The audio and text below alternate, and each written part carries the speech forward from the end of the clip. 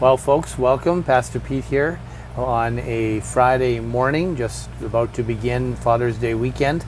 Looks a little different here. We're actually out at our trailer out in Waterloo, where my beautiful wife is taking me for Father's Day weekend here. But as with this technology, doesn't frankly matter where I am, I'm still able to communicate with you.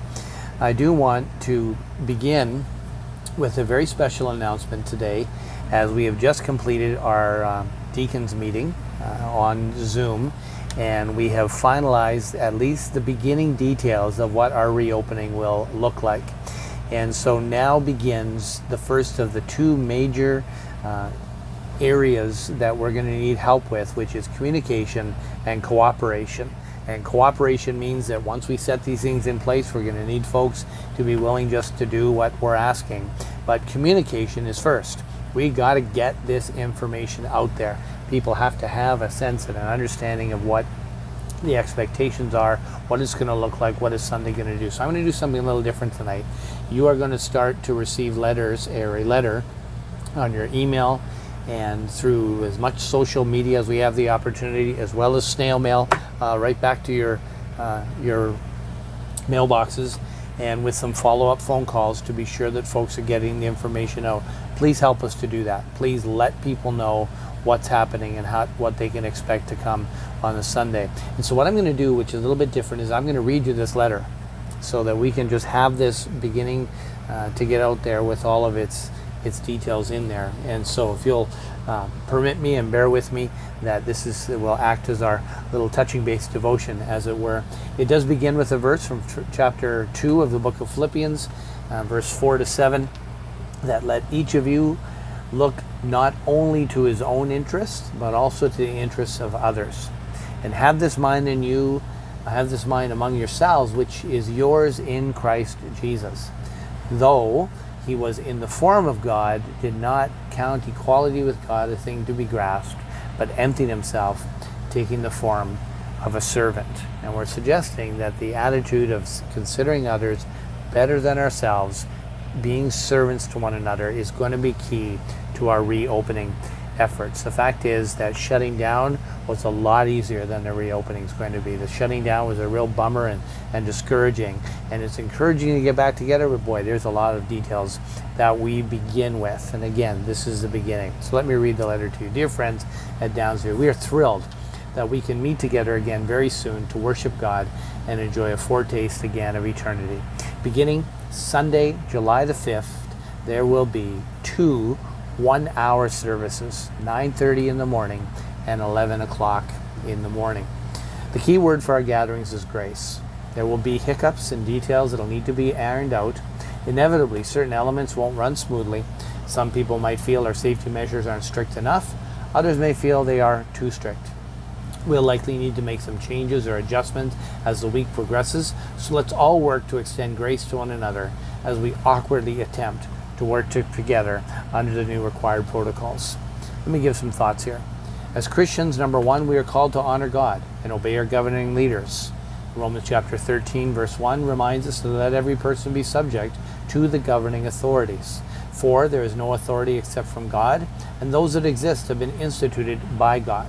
Secondly, it is our responsibility to ensure that we put one another and our wider community, keep them clearly in mind, and we do not put them at risk. Therefore, it is wise to implement all mandatory measures. Romans 12 and verse 18 says that if possible, as far as it depends on you, live at peace with all men. Thirdly, it's our responsibility to ensure that the church, being a diverse community in which some members may feel the need to adhere to regulations while others may believe even the strictest regulations are too lax, that the weight of the Bible's emphasis is to be in mind. The emphasis is that those who are strong should graciously and willingly bend towards the weak. For that reason, we are not seeking a middle ground as much as we are attempting to create an atmosphere that will give confidence to the weakest among us. Again, Romans 15 verse 1 reminds us that we who are strong have an obligation to bear with the failings of the weak and not to please ourselves. And lastly, places of worship enjoy a special privilege that has not been granted to other organizations. So we want to prove to our neighbors and to our city that we'll accept this privilege with the utmost seriousness. Matthew 5:16 reminds us that in the same way, let your light so shine before men that people may see your good works and glorify your Father who is in heaven. So now we have some categories. Number one, for those who cannot attend.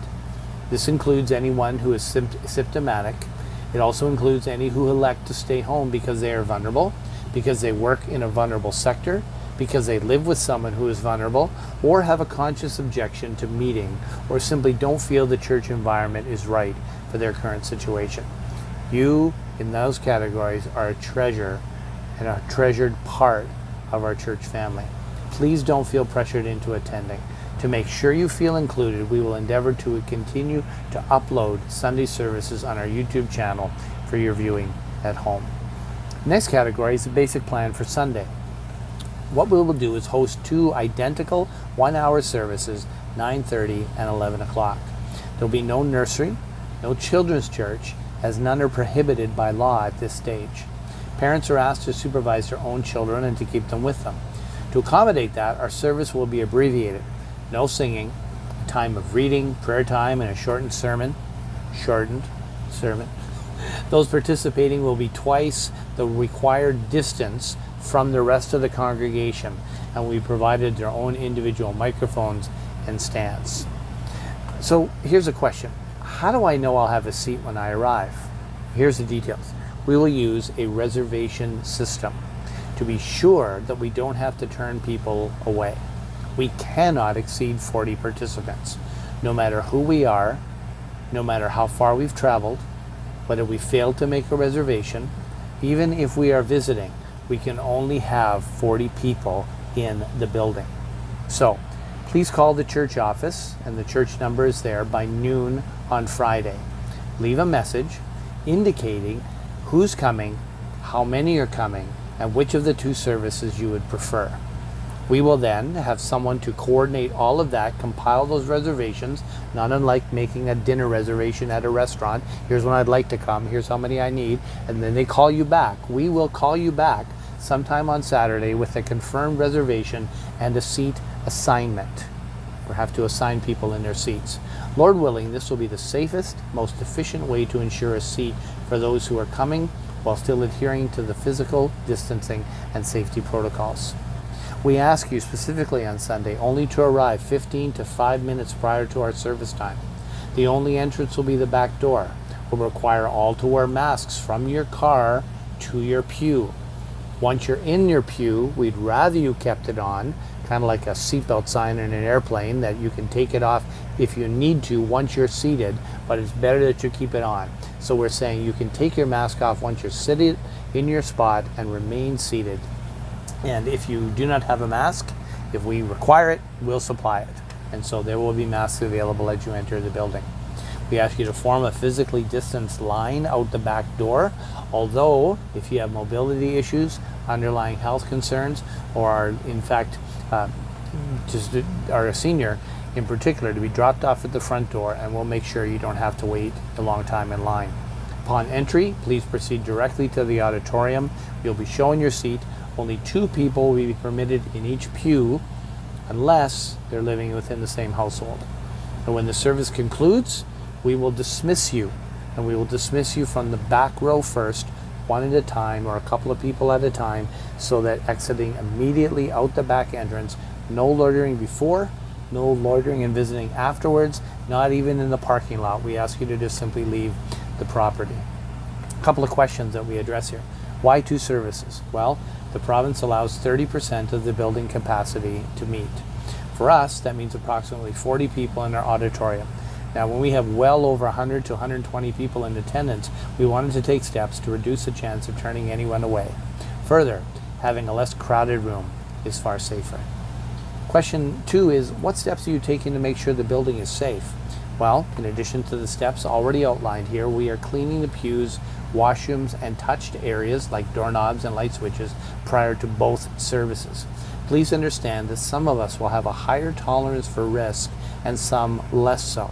We appreciate that there's always more that could be done, but as our infrastructure of volunteers is still an area of need of growth at Downsview, frankly, we're doing the best that we can.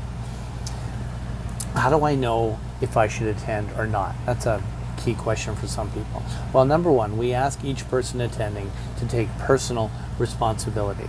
This means if you're not sure, go ahead and just stay home.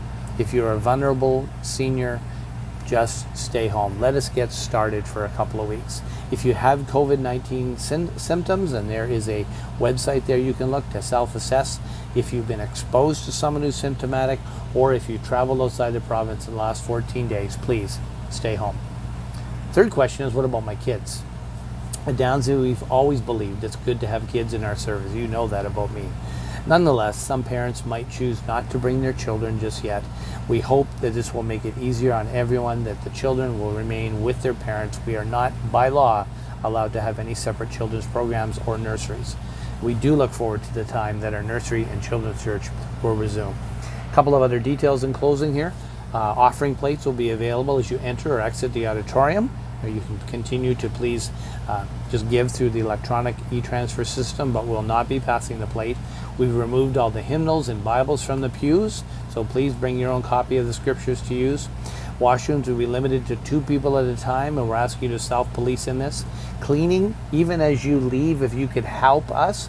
Iris, who is on staff, as you know, to clean, is prepared and willing to do that between the services, but we will provide cleaning wipes and such. If you could just wipe down the edge of your pew as you go, just wipe down the edge of banisters that you touch along the way, that will help us to do this spot cleaning between our services. Friends, again, if you have any questions, you can reach out to me by email or telephone. And again, we appreciate you taking the time to carefully read through this letter.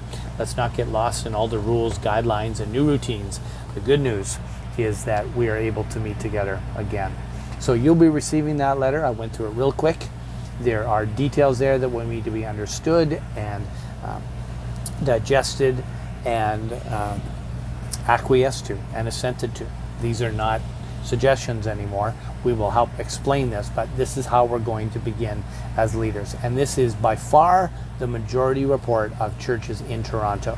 This letter was put together on its basis at Maple Avenue Baptist Church in Georgetown, and Pastor James Seward, who I'm very grateful for, and my buddy Paul Martin at Grace Fellowship Church here in Rexdale. They formed the basis of this.